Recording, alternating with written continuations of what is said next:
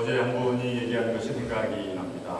평소에는 티격태격 하다가도 또 배우자 한 분이 많이 아프거나 아니면 거동이 불편할 때 음식을 수발하고 서로 이렇게 또 씻겨주고 또 심부름해주고 이런 걸 경험할 때마다 너무 감사하고 위대해 보였다.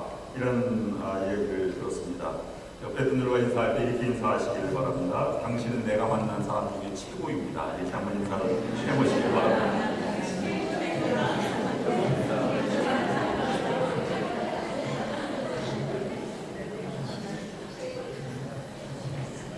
네, 사람의 눈으로 보면 최고가 아닐지 몰라도 하나님의 작품이기 때문에 한 분 한 분은 최고의 작품이십니다. 여러분 자부심을 가지고 세상을 하나님의 도움과 은혜로 승리하시는 여러분들이 되시기를 주님의 이름으로 축원합니다. 네. 여러분들 어릴 때 고향도 아름다운 것으로 남아있듯이 저의 고향 어릴 때 시절도 아름다운 추억으로 남아있습니다.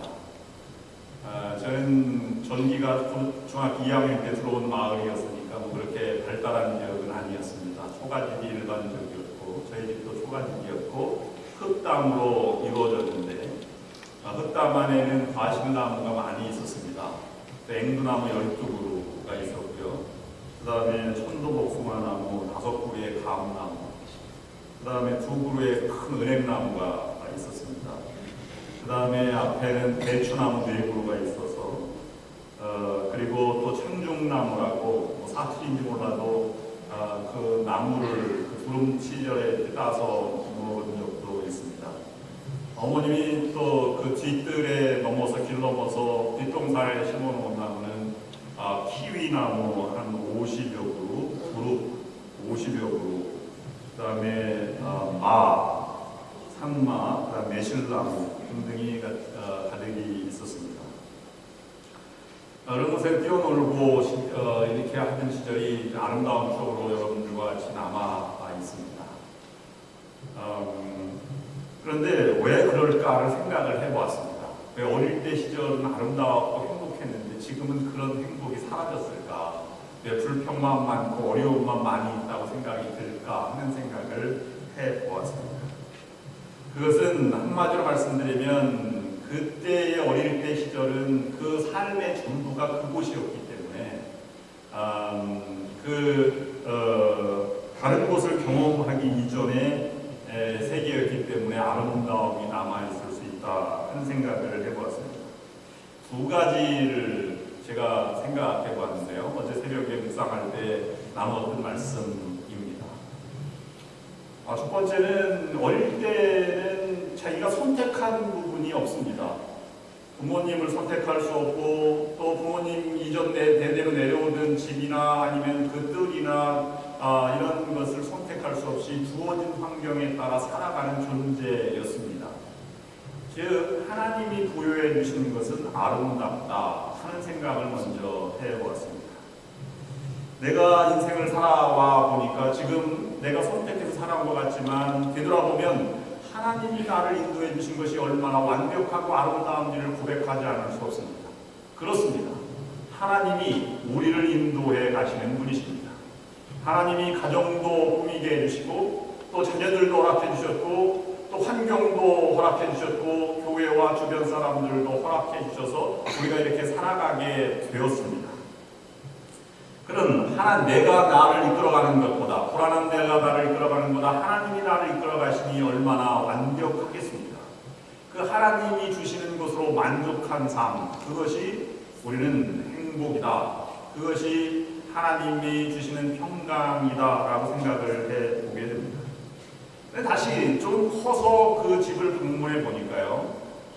그 옛날 넓은 뒷뜰에 있던 앵두나무가 처음에는 그렇게 커 보였는데 그때 가보니 자라진 않아서 그렇게 커 보이지 않고 뒷뜰이 아주 작아 보였습니다.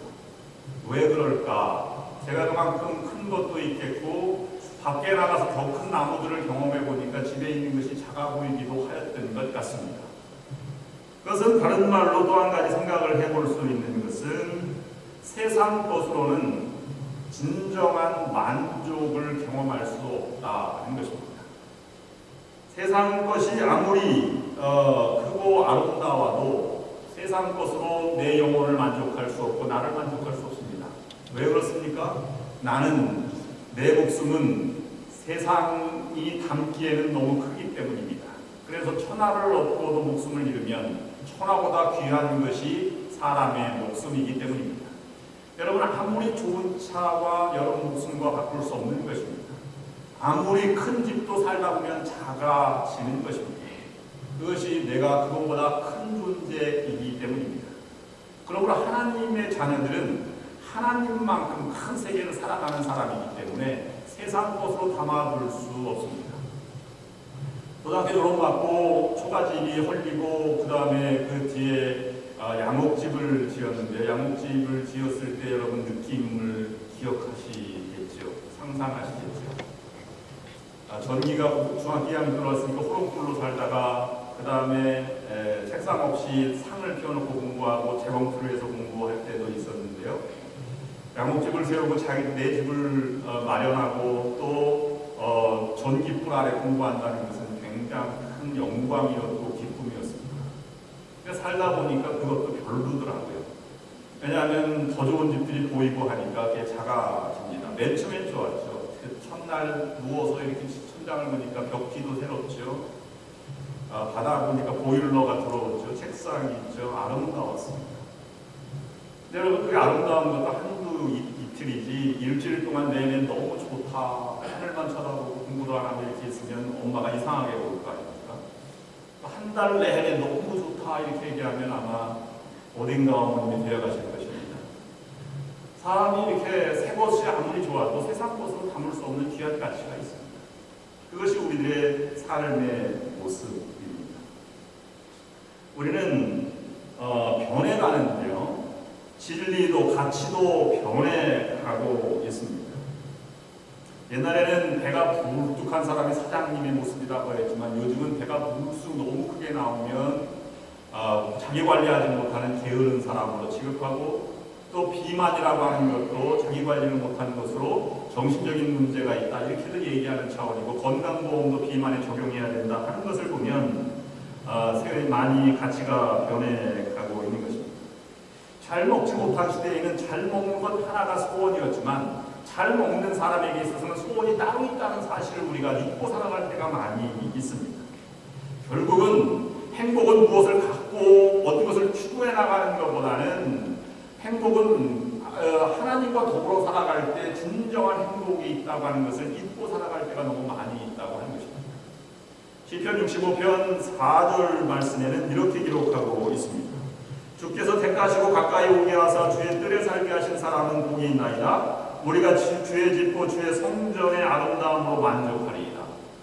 이 다윗의 시편인데 정말로 복 있는 사람, 정말로 만족한 사람, 이 히브리적 원어로는 이 복이라고 하는 것이 행복 또는 상태를 말할 때는 평안이라고, 또는 감정을 말할 때는 만족이라고 번역될 수 있는 말입니다.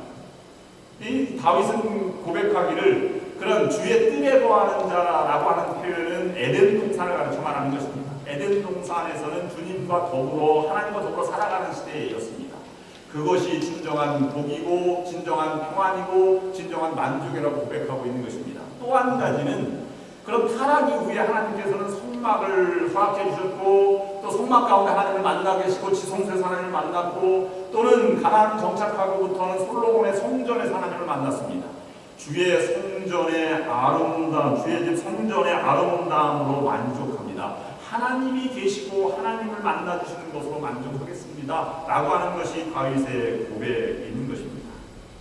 그러므로 우리는 행복이라고 하는 진정한 복과 평안은 위해서는 하나님이 원하시는 이 풍부한 은혜를 체험하기 위해서도 우리는 생각과 가치를 달리해야만 합니다. 더 가지는 것이 아니라, 소유의 개념이 아니라 이제는 나누기 위해서 하나님께서 나를 이 땅에 보내셨고, 또 하나님을 섬기기 위해서 이 땅에 보내셨고, 또는 다른 많은 사람들에게 섬기고 헌신하기 위해서 우리가 가지고 있다는 생각을 가져야 할 것입니다. 우리는 의욕, 욕구라고 하는 것이 없으면 그냥 살아가게 될 것입니다. 욕구와 의욕, 이런 것들도 물론 때로는 중요합니다. 왜냐하면 그것 때문에 책임감과 삶에 대한 열정과 추진력을 갖고 있기 때문입니다. 문제는 우리가 어떤 곳에 우리가 어떤 하나님을 경험하고 어떤 열정을 갖고 살아가는가 하는 것이 더 큰 문제입니다. 진정으로 평강한 삶을 살아가기 위해서는 우리가 세 가지를 먼저 묵상해야 할 것입니다. 시편 65편에 나와 있는 말씀은 하나님은 우주의 주인이시다. 세상은 하나님의 것이다. 라는 다윗의 고백입니다. 바다도 하늘도 모든 것이 다 하나님의 것입니다. 평안할 때 그리고 풍부할 때 또는 가지고 있을 때 하나님께 감사해야 하는데 그때 계신 하나님을 경험하지 못하고 그때 하나님이 주시지 않은 것에 관심을 갖는다면 우리는 가치를 잘못 설정하는 것입니다. 많으면 하나님께 감사하고 하나님을 섬겨야 할 것입니다. 여행을 가서 너무 장엄한 아름다움을 보면 하나님의 감동을 나오는 것이 우리의 신앙 고백입니다. 다른 사람들도 그렇게 고백할 수 있어야 할 것입니다. 가장 아름다운 여행을 많이 보면 샌프란시스코처럼 아름다운 도시가 있지 않습니다. 도시 30분 안에 모든 것이 다 있으니 좋은 도시임에는 분명합니다. 그만큼 아름다운 곳에서 더 하나님을 섬기고 찬양하고 예배드리는 공동체, 교회가 더 많아야 한다고 생각을 하는데 불행하게도 샌프란시스코가 미국 내에서 비종교적인 도시 2위에 선정이 되는 불행을 안게 되었습니다. 왜 그럴까? 사람은 그런 만한 여건에서 하나님을 바라보지 못하는 것입니다. 진정한 영성의 사람, 진정한 거룩한 사람, 영적인 눈이 열린 사람은 하나님이 주신 것으로 만족하고 그 세계에서 하나님의 은혜를 발견하는 사람입니다.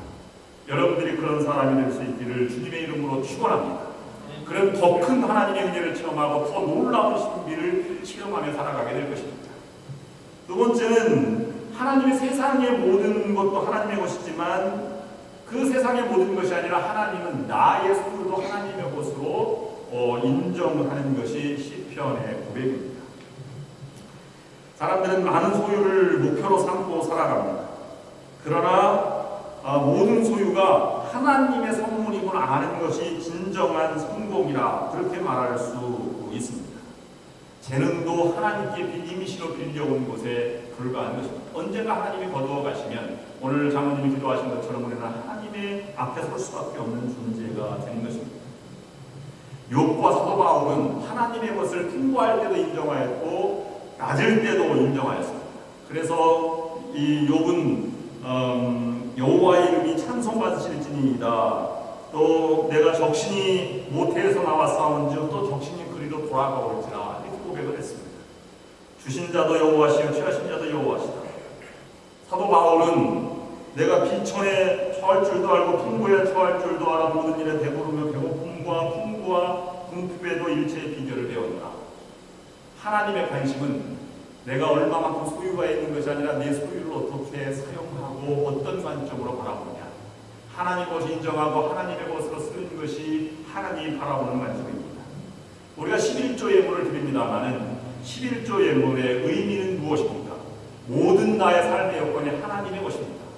그러나 하나님의 것을 10분의 1을 떼어서 하나님의 것을 인정하고 나머지 10분의 9도 하나님의 주신 물질로 감사하며 사용하겠습니다. 라는 신앙의 고백인 것입니다. 그러므로 하나님의 것을 인정한 사람은 나눌 수 있습니다. 그리고 자기가 어떤 형편에 처해 있든지 만족하며 자족하며 살아가게 됩니다. 그렇지 않으면 불평하게 되는 삶이 되게 됩니다. 불평은 내 소유를 하나님이 주신 것으로 인정하지 않는다는 증거입니다. 물론 불평 또는 질투, 부러움도 마찬가지입니다. 내 것으로 만족한 자족한 삶의 비결을 배운 사도 바울의 표현에 의하면 그것은 하나님이 주신 것으로 만족한 삶을 살아가는 것이 필요한 것입니다. 여러분, 제가 잘생기지 못한 얼굴이면 분명합니다.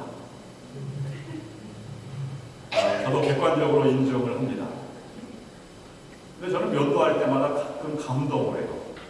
세상에 이렇게 잘생긴 남자도 있나? 늘어가는 주름도 있고 때로는 여드름도 많이 있지만 매력적으로 보일 때가 있습니다. 좀 이상하긴 해요. 제가 생각하기에. 그러나 그 인정하지 않으면 어찌 합니까? 나이가 들면서 두 가지를 안 한다고 하는데요. 거울을 안 보고 자주. 저는 사진을 잘 안 찍힌답니다. 왜냐하면 늙어가는 모습이 좀 초라해 보인다고 하는 것인데, 그러나 그러지 마셔야 해요. 하나님이 주신 연료가 아니고 우리가 살아가는 것도 하나님이 주신 고귀한 생명입니다. 그래서 아름답게 살아가는 것이 중요한 것입니다.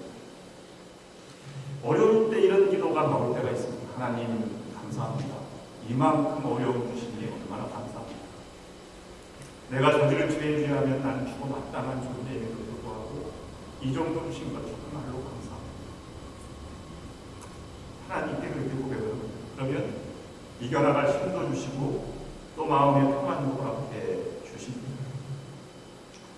여러분들도 인정하고 여러분 가지고 있는 모든 것 모습 다 인정하시고 사랑하셔서 이것도 하나님이 주신 것이다라고 고백하며 살아가는 여러분들이 되시기를 바랍니다. 생명도 하나님의 것입니다. 생명은 우리는 죽어있던 것을 하나님이 살리신 존재예요. 죽어갈 사람이 아니고 영적으로 죽어있던 사람을 예수님이 살려주신 것입니다. 그러므로 우리는 덤으로 사는 인생입니다. 우리 영혼에 상표가 붙어있다면 이렇게 붙어있을 것입니다. 하나님의 것, Made in God 이렇게 되어 있지 않겠습니까? 물건 살 때도 우리는 옛날에는 Made in USA 최고의 미제 선호하지 않았습니까? 그래도 Made in Korea도 아주 좋은 제품이라고. 그런데 사기를 약간 꺼려하는 것은 약소국에서 만드는 것을 우리는 좀 꺼려하게도 됩니다. 덤으로 사는 인생은 나누어주기 위한 것입니다. 생명도 나누고 나누는 것입니다. 우리의 모든 세상도 함께 나누기 때문에 보호해야 되는 것이고요. 우리 소유도 함께 나누기 때문에 소중한 것으로 나누며 살아가야 되고 우리 생명도 나누는 것이 될 때 아름다운 삶이 되는 것입니다. 그런 삶, 하나님의 소유 인정하는 삶을 헌신할 수밖에 없습니다. 이런 헌신은 하나도 땅에 떨어지지 않고 다 열매로 이어져 갑니다. 우리가 그 열매를 딸 수 있을지 없을지 알 수 없지만 때로는 따는 것도 있지만 그러지 못한 경우도 있습니다. 하나님은 순교자의 이름 없는 피도 고귀하게 쓰시는 분이십니다. 우리가 그 헌신과 노력을 통해서 우리는 살아가야 할 것입니다. 그런데 그렇게 하나님의 것을 인정하고 살아가더라도 사람은 너무 연약하기 때문에 비교가 자연스럽게 됩니다.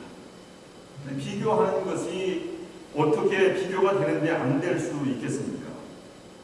그래서 사도 바울은 오늘 말씀에서 에베소 교회가 진리 사수와 여러 가지 초대교회의 첫사랑을 버리면서까지도 정의를 위해서 하나님 말씀 붙들기 위해서 최선을 다했고 또 에베소 두란노 서원을 통해서 말씀 강론을 아주 3년 동안 열심히 했던 에베소 교회를 너무 사랑했던 사도 바울은 그 분열되는 모습을 바라보고 이렇게 얘기했습니다. 성령이 하나 되게 하신 것을 힘써 지키라. 주도 한 분이요 성령도 하나요 세례도 하나요 하나님도 한 분이시니 세례 만유를 통일하시는 하나님을 이렇게 말씀하고 있는 것입니다. 우리는 세상의 가치가 자꾸 들어올 때마다 흔들리고 비교하게 됩니다. 그러므로 편견을 극복하고 하나가 되는 것을 힘써 지켜나갈 때 우리는 다 함께 헌신해서 하나님의 기적을 만들어가는 그런 존재가 되는 것입니다. 이 하나가 되라고 하는 말을 8번 본문에 사용하고 있고요. 힘써 지키라 라는 말로 강조하고 있습니다. 버릴 것은 버리고 하나가 되어서 한 방향을 향해서 하나님을 향해서 나아가게 된다고 하는 것입니다. 기독교가 세계 평화를 말하지만 내부적으로 보면 너무 많은 갈등의 요소가 있습니다. 종교 때문에 전쟁이 일어나기도 합니다. 또는 이 교회 안에서 싸움은 이루 말할 수 없는 어려운 점이 있습니다.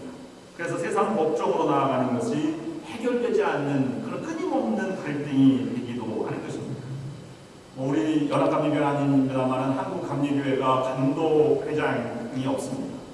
누가 감독회장이 됐으면 불법이다라고 해서 고소하고 법정 투쟁을 하였기 때문에 아직도 6년째 이렇게 하고 있는 것을 보면 참으로 안타까운 일이 아닐 수 없습니다. 하나님의 눈으로 세상을 바라보는 것, 그것이 필요합니다.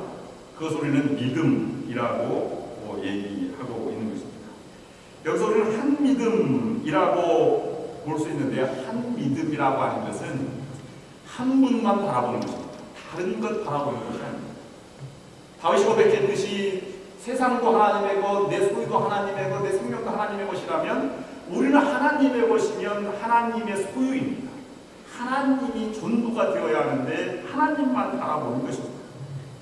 그것이 진정한 능력이요 진정한 풍부임을 우리가 알아야 하는 것입니다. 사도 바울은 오직 한 분 예수 그리스도만 바라보며 살아가게 되었습니다. 그래서 이 한 믿음이 의미하지 않는 것을 우리가 먼저 알고 한 믿음이 진정으로 의미하는 것이 무엇인지를 우리가 깨달아 알아야만 합니다. 먼저 한 믿음이 의미하지 않는 것은 똑같아야 된다고 하는 것을 의미하는 것이 아니라고 하는 것입니다. 신앙생활을 하는 교파들이 각각 다르고 성경 해석이 각각 다릅니다.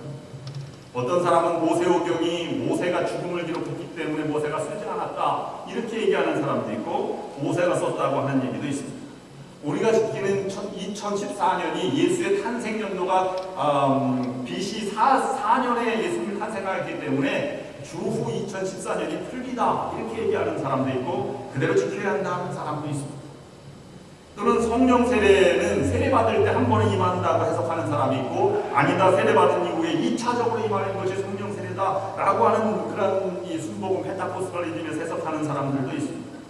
우리 교회처럼 성찬식 때 세례받지 않은 사람도 성찬식에 참여해야 된다는 교단도 있는가 하면 세례받은 사람은 성찬식에 참여해야 된다는 교단도 있습니다.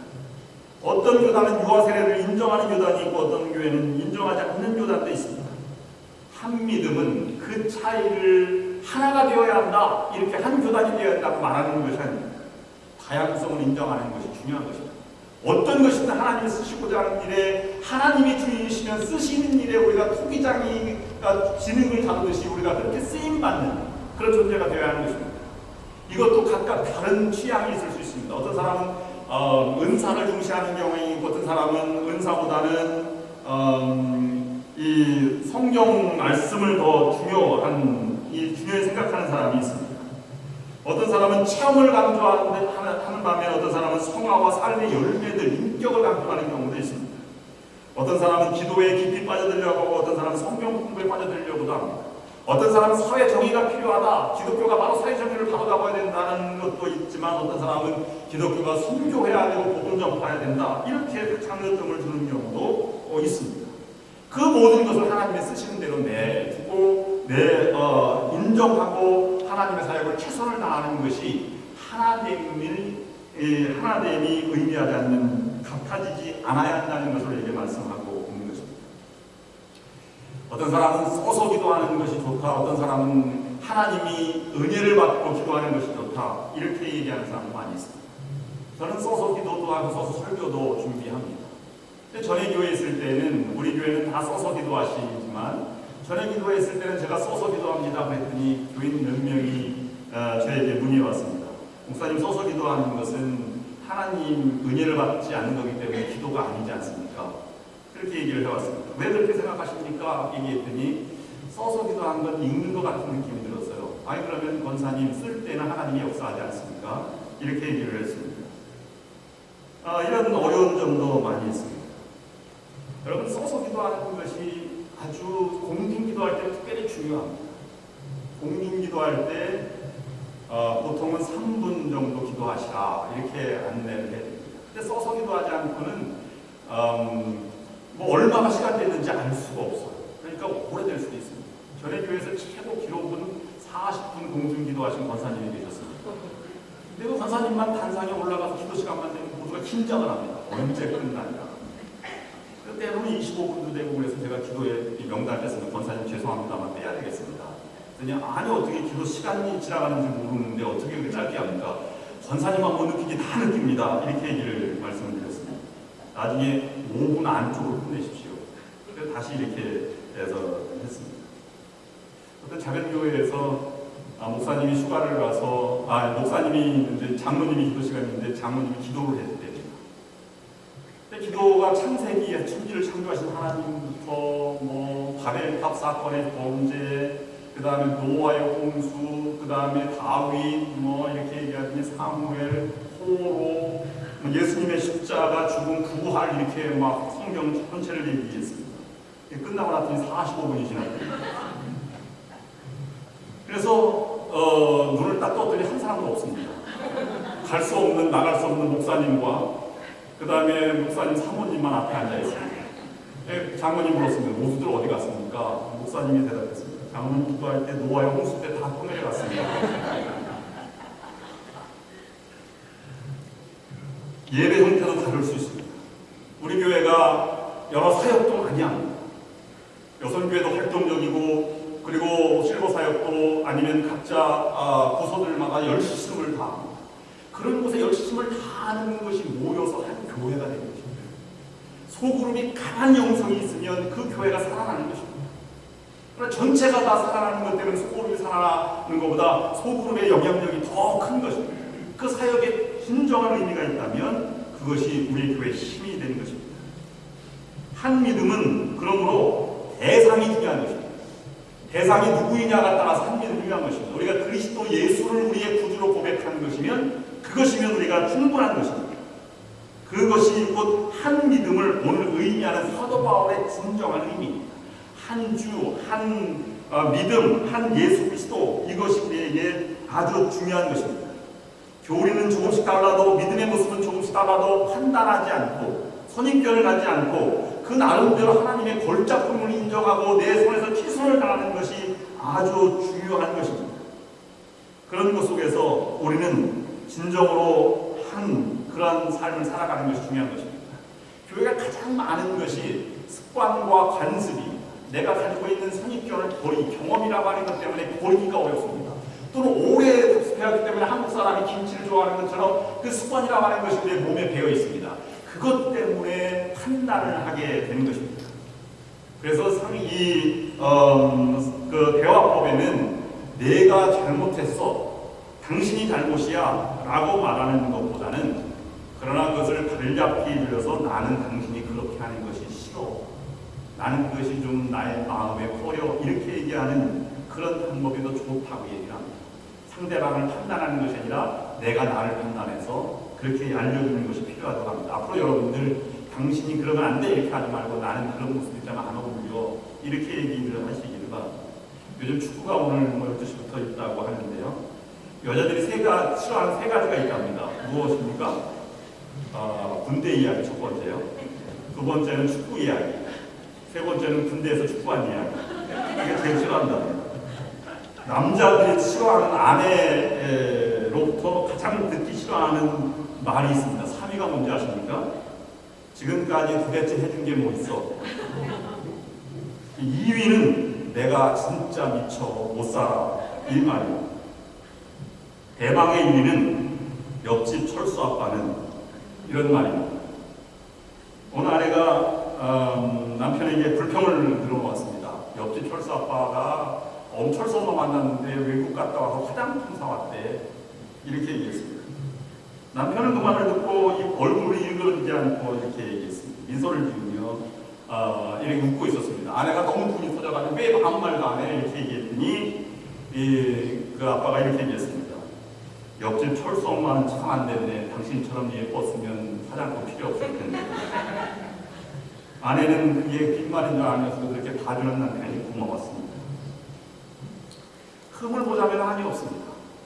우리가 모두가 하나님이 필요한 사람들입니다. 사역에 최선을 다해서 헌신하면 하나님의 헌신을 모아서 열정으로 그리고 기쁨으로 열매로 맺어주게 되는 것입니다. 그것을 우리는 복이라, 평강이라, 은혜라 이렇게 말하고 있는 것입니다. 여러분, 거친 세상을 이길 힘은 오직 예수님입니다. 그것으로 여러분 세상을 이기며 살아가시고 여러분 더불어서 함께 주변 사람들이 마지막으로 도와주실 분들이십니다. 그분들과 함께 신앙생활에 나가시면서 여러분 살아가는 동안 놀라운 은혜와 기적을 체험하는 여러분 모두가 될 수 있기를, 그리고 우리 교회가 될 수 있기를 주님의 이름으로 축원합니다. 기도하시겠습니다. 하나님 아버지, 모두가 하나님의 은혜입니다. 이 세상도 하나님의 것이고 나의 소유도 하나님이 허락해 주신 것입니다. 형편이 좀 못하고 힘든 과정이 있어도 그것이 하나님이 주신 시련임을 믿고 하나님을 의지하며 이겨나갈 수 있도록 허락하여 주시옵소서. 또한 생명도 주님이 원하시면 드릴 만큼 하나님을 사모하여서 우리의 삶에 하나님의 영광만 나타날 수 있도록 인도하여 주시옵소서. 예수님의 이름으로 간절히 기도드리옵나이다. 아멘. 다음 응답 찬송 288장